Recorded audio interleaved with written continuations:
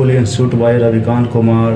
मैं YouTube channel के माध्यम से मैथ के इंटरमीडिएट CBSE 10+2 सिलेबस के आधार पर इंटरमीडिएट एग्ज़ाम टॉपिक पर वीडियो बनाया हूँ।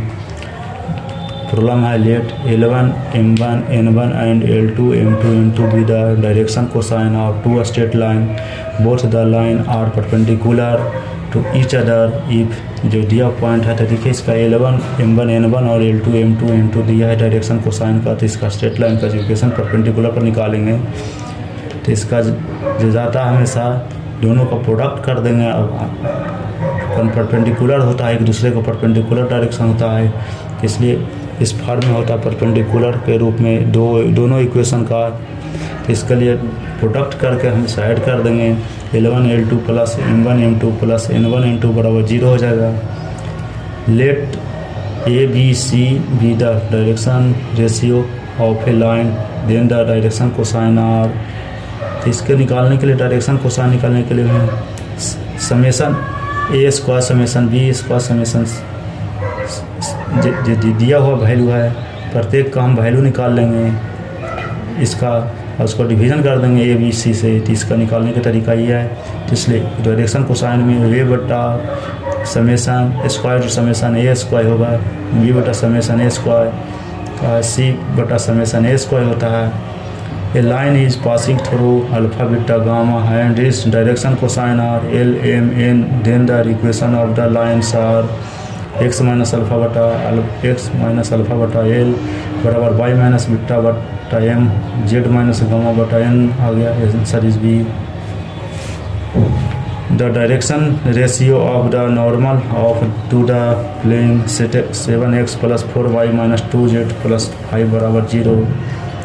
इसलिए इसका डायरेक्शन कोसाइन निकालेंगे तो इसका वैल्यू जो होता है LX plus MY plus NZ आता है प्लस C बराबर 0 होता है। इसलिए अगर कॉन्स्टेंट निकाल लेंगे 7 4 माइनस 2 जाएगा, इसका आंसर चल जाएगा इसका डायरेक्शन कोसाइन के लिए।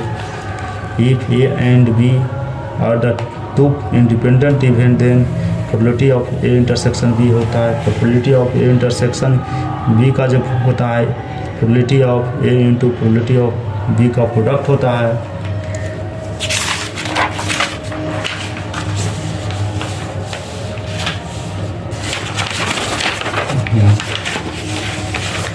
नेक्स्ट प्रॉब्लम है सोल्व द इक्वेशन है डिफरेंशियल इक्वेशन का। ये है कि हमेशा रिपीट करते रहता है, बार बार प्रॉब्लम ऐसा ढंग का क्वेश्चन आते रहता है। इसलिए 2 इंटू dy बटा dx माइनस 22 sec x बराबर x y Q tan x।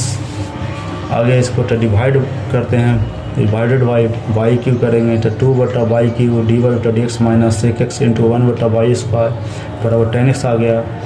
अभी देखिए ये हमेशा ये लीनियर इक्वेशन के फॉर्म में आ गया, तो इसको हम 1 माइनस वाई स्क्वायर को भी मान लेते हैं। तो इसलिए 2 बटा y q into d by d x करेंगे तो डी बटा डी एक्स को हो जाएगा। तो इसको हम डी बटा डी एक्स प्लस भी इंटू सेक एक्स बराबर tan x आ गया। दिस इज लीनियर विथ भी एज ए इंडिपेंडेंट वेरिएबल आ गया, इसलिए इंटीग्रेटिंग फैक्टर निकालेंगे इंटू पी डी एक्स बराबर e into sec x into D x हो गया, e into log sec x plus tan x हो गया, इसलिए sec x plus tan x भेज गया।